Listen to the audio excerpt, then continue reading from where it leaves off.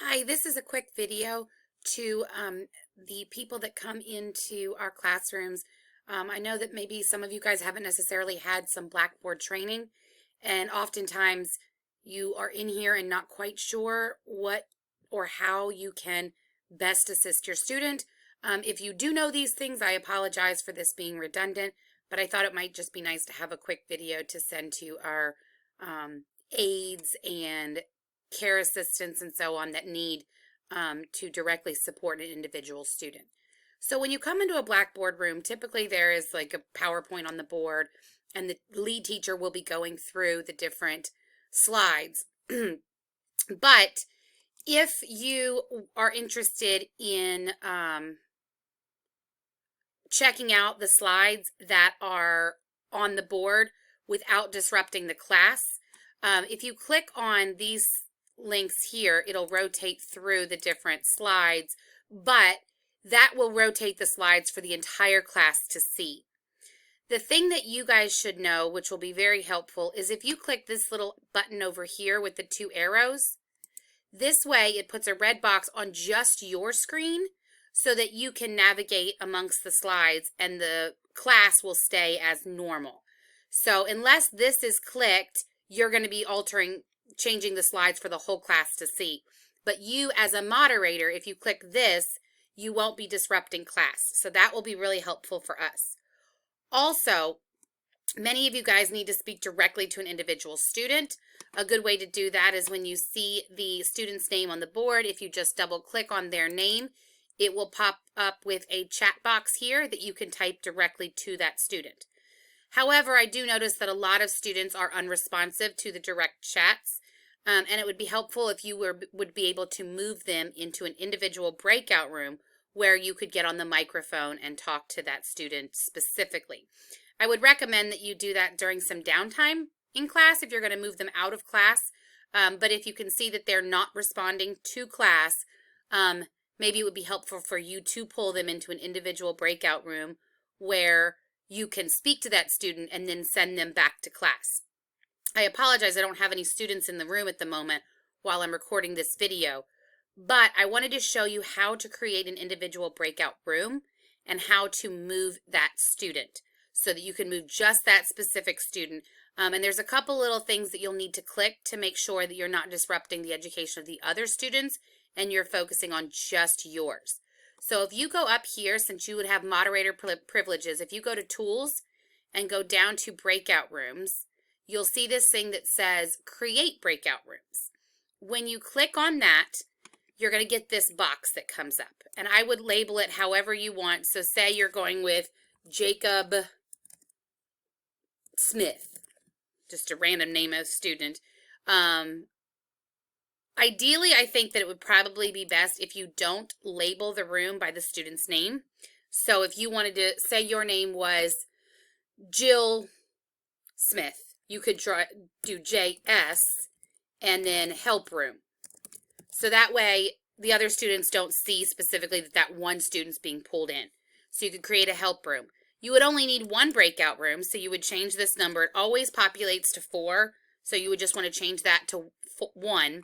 And then this is the big one. You need to click on Don't Move Participants, okay? Because if you distribute evenly, you're going to send all of my students into your help room. So if you click on Don't Move Participants and then you create, it will put a little help room down here.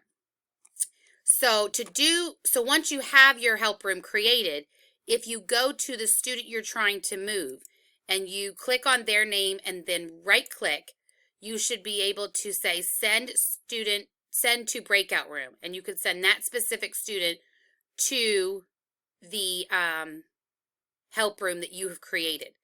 So once you're in there, you can right click yourself and move to the breakout room the same way so that you and that student are on there. Some of the icons that you'll see are being able to turn the microphone on for yourself and that student. So you would click on that in that breakout room.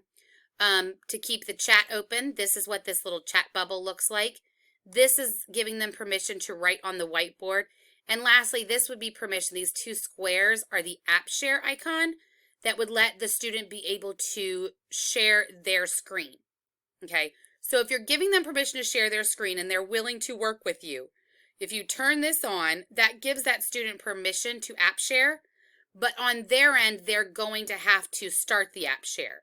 So when you ask them, you can tell them up to the top of their screen, they'll see two squares that overlap. If you click on that, it'll give you a list of all of the open web browsers that that student would have. And so say that student needs to app share their Google Chrome page. You would click, he or she would be clicking on that Google Chrome page they wanted to share with you, and then they'd click share. Easiest way, so you can see everything without having to end the app share, is to tell them to click share desktop. Then you can, if they move from like the course page to their Microsoft Word document or something, then it won't mess up app share. So I would just recommend them click share desktop and click share. That way you'll be able to see exactly what's in the breakout room for that student's screen.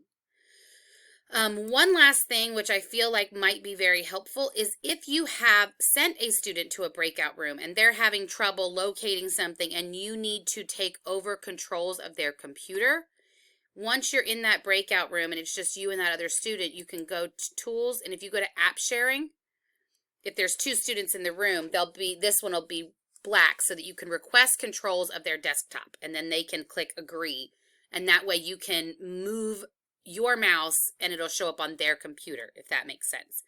Obviously, this is a very quick crash course in some of the basics of Blackboard Collaborate. So please ask individually if you have a specific question on how to do something. But our two big takeaways from this are to how to create an individual breakout room. Okay, remember, change the name to something that's non-identifiable for that one student. Make sure you change it to room one, only one room, and make sure you select don't move participants. And then you can move yourself and that student into that breakout room. And also those two little arrows, if you want to see the slides, this will be the way to navigate between the slides. One other quick way to navigate between the slides is if you go to show, if you click on these lines with the drop-down arrow and you show Page Explorer, you'll be able to see all of the slides that the teacher has loaded into that classroom. I hope this helps. If you have questions, please message me or your teacher that you are currently supporting.